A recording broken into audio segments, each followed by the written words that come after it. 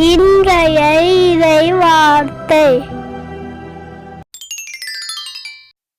கிறிஸ்து இயேசுவின் மீது கொண்டுள்ள நம்பிக்கையால்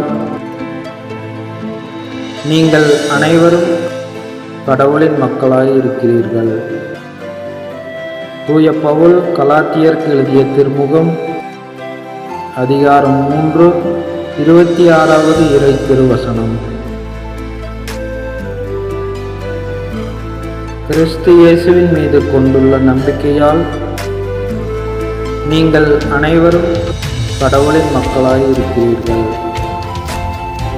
தூய பவுல் கலாத்தியருக்கு எழுதிய திருமுகம் அதிகாரம் 3 26வது இறை திருவசனம்.